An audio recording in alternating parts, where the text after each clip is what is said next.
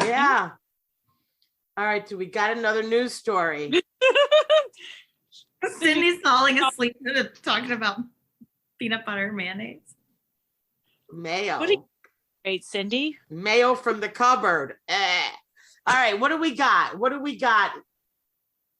Jen, let's give me a rundown on that update about the missing girl. I totally need to be caught up. Okay. Yeah. So here's the little time. So July 2nd, they live in Florida with his parents. They've been living there for a year. July 2nd, sometime in June, they're engaged. They held off their wedding because of COVID. I've heard both that they canceled the engagement and that they've just put off the wedding. Anyways, they decided to go on this 4-month camping trip instead of getting married. So I guess end of June, they go up to New York. That's where her family lives. It was her brother's graduation or something. So they went to that. July 2nd, they leave. They drive back to Florida. Okay. Pick up all their stuff. So then they head out on this camping trip. So they go New York, Florida, Kansas, Colorado, Utah. So they're camping, hiking, all that stuff. So August 12th, they have a fight outside of a store, like I think some sort of co-op. And the reports just said like this couple's like, they're getting really dangerous and everything. We need the cops here. By the time the cops got there, they had taken off. Cops followed them in the car. And I guess the car was swerving all over the road. They pulled them over. She says they were fighting, and I don't know her reasoning, but they were swerving because she kept grabbing from the steering wheel. He was driving. Seems safe. Right? Exactly. So they took them out. So there's like an hour and 15-minute video, like body cam footage of the cops dealing with this. She is mental. Like he has scratches all over his face, and like the girl was going through some sort of mental break. Like she was not all there, and he's like super calm. And the cops are like, okay, we have to separate you guys like that. I know that's the same law here. If there's a domestic, they have to separate them for a night. Mm-hmm. Which again, I forgot to tell you about the tranny granny story last weekend about that separation. Remind me, I'll tell you that. So yeah, the cops say like, what do you guys want to do? He says, I'll stay in the van. And she went to a hotel for the night. So that was August 12th. August 13th. So there's this lesbian couple, and they're quite an age difference. One's like 22 and one's like 45 or something. The younger one, she works at this store that the couple was fighting in front of. That's wild. And I don't know if they were actually there, but it was the same store. August 13th is the last time this couple was seen. They were at a pub, like a couple doors down from the store. And 5 days later, their bodies were found in like a campsite. Boy, that's dead. So crazy. So supposedly that same day, the 13th, the last day that the couple was seen, he flew back to Florida to empty their storage unit. And she was staying in an airport hotel because she was home alone, or there alone. And her dad says he had to order her pizza one night because she either didn't have money or she couldn't get the app to work or something. So anyways, he had a Domino's pizza delivered to the hotel for her. So he flies back to Florida, empties their storage unit, flies back.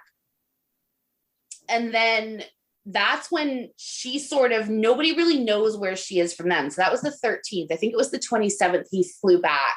So then, oh, wow.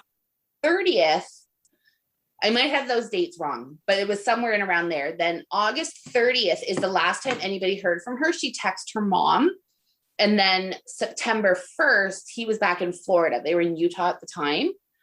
Okay, so he flew back and forth when she was still known to be alive. Yeah, he left staying there. Everybody knew she was there. So he was back with her and her family, at least as far as they know. Her mom got a text from her. So a lot of people are saying that it was probably just him using his phone. He'd already killed her. He was probably just using her phone and texting the mom. But then I was reading on Reddit, somebody mapped it out and they said it's almost impossible for him to have made the trip from Utah back to Florida in the amount of time, like from when that text was sent to when he was back at his parents' house in Florida. is just a crazy, crazy short amount of time. He couldn't have driven that in the van. Well, so then people were saying, well, he could have had her phone and text anywhere along the way. But I guess the police have already pinged her phone. Yeah. So yeah, they haven't said anything, but the guy hasn't been arrested. He's a person of interest, but he hasn't been arrested. So I would think like if they said the phone was like just outside of Florida when it was supposedly in Utah, they would arrest him. What was the other thing? I forget. The phone pinging. I forget now what else I was going to say. Wait, so the lesbian couple was found in Moab, you said? Yeah. Yeah. Because Sierra Nevada desert, because a family of 4 was found dead there. In the same area? I don't know where Moab versus the Sierra Nevada desert. Is the couple the 4? Oh, never mind. I'm thinking of the 2 parents and the kid and dog in Devil's Cup or something. Yeah, where's that compared to the lesbian couple? I think it's in California. What's it called? I'm following that story because they said the Hold on. toxicology reports showed like nothing. Right. It's investigators don't know what caused the death of Jonathan something and their 1-year-old daughter and a dog. Maybe not the dog. I don't know.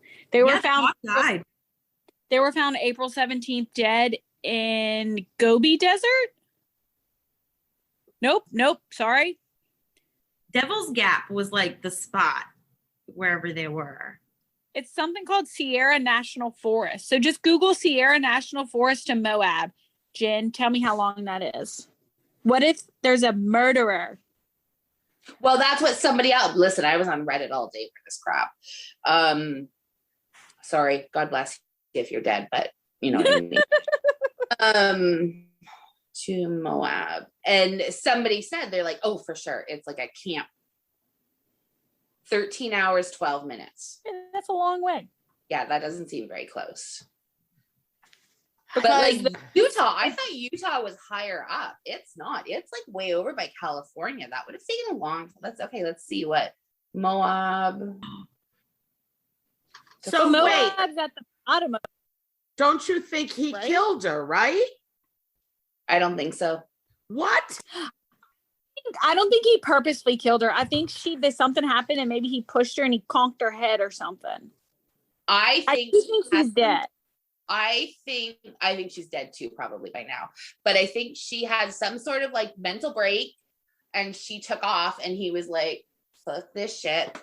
I'm going home. Like I think she's probably done it before. She has a hissy fit and she just takes off and he's like, I'm done. I'm not sitting here at a campsite waiting for her. I'm going home. She will come home.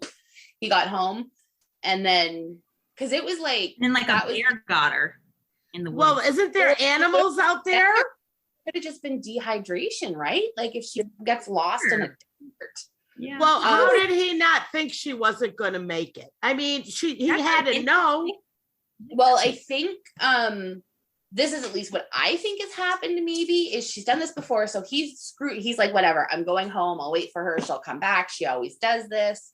And then he went home. And then, so nobody heard from her by the 11th. I don't know how long it was in between there.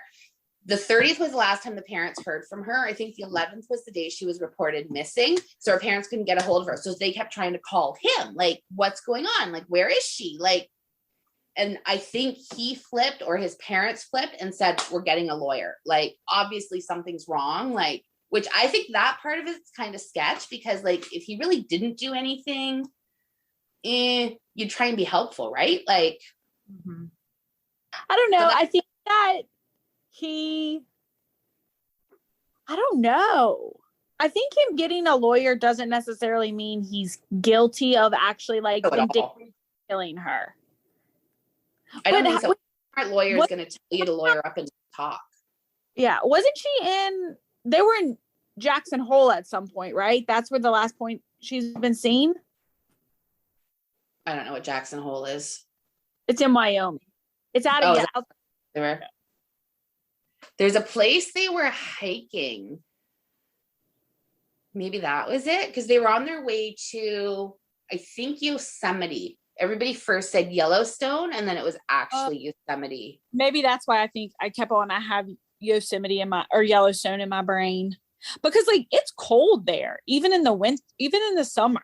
Like it'll get cold at night. Because that's it. It's like crazy hot during the day, and then like freezing temperatures at night. I spent a summer there. It snowed in August. I don't know. So we'll have to, I don't know. Apparently there's a lot of that Facebook group that somebody invited me to had like 11,000. It's crazy. And literally everybody. 20,000. Oh, it's that many? Okay. I just, maybe that was the Reddit. One of them has there's like, yeah. So I'm like, what's this case all about? So right before we started recording, and Jen's oh, I took a deep dive. So I'm so excited. Jen took a deep dive. Yeah. It's posted in the next couple weeks. We're going to have Jen's crime corner. I know. She is your typical white woman that watches all the true crime. Oh, totally. You need to get with a different podcast producer, no conflicts here, and get you to lead the show. You lead the podcast on this whole case. No, she's ours, and it's Jen's Crime Corner segment, okay? Wait, speaking of Jen's Crime Corner segment, Jen probably hasn't heard about this one, but the two Americans might. Have y'all heard about the Murdoch case outside of the North Carolina lawyer? How wild. He admitted to Cindy, do you know what we're talking about? That's the guy that was shot, right? Like the family that's really dirty? Yes. So I started listening to a podcast on it and I got one episode in. So I know all about it. And I watched like 4 stories on Good Morning America. So call me a fucking detective. So what is, so the family has been linked, like casually linked to like 2 other deaths. One of I believe it was a gay Black man in the middle of the road got conked on the head. And then the other one was a drunk boating accident. He did not take his license seriously. And this lady died. Well, then in June, the wife and son of this super rich man and their family, like super important, like people in this society, in the Low Country or whatever they call it out there. And they got gunned down. And then yesterday, or like not yesterday, like but earlier. Wait, hold on one sec. Didn't the kid kill somebody? Yeah, the kid killed someone in a drunk boating accident. Oh, is that who it was? Okay, yeah, I heard the kid. Yeah, but he got like no trouble. And there's like, it's sketchy AF because when rich white people know people, they get away with stuff. So, the guy, like a couple days ago, he allegedly got shot in the head, called the cops, then went into rehab.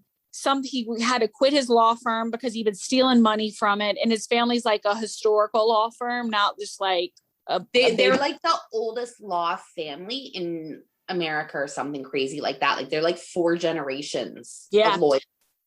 And then so today he admitted to a murder for hire, or a suicide for hire, I guess, where he paid someone to shoot him in the head. So his living son could then get all of the insurance money. A $10 million insurance policy, but instead the guy tried to do it and it just grazed his head and he survived.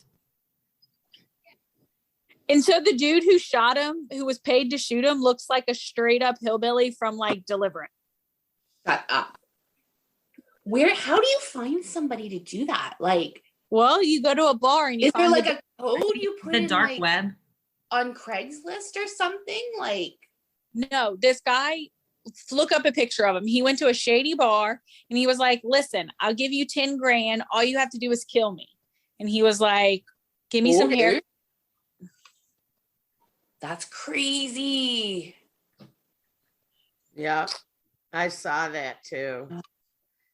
Well, you're going to keep us posted on all of this, right? Yeah, we got some crime corners coming your way. All right. All right, you guys, we have filled our hour. Yes.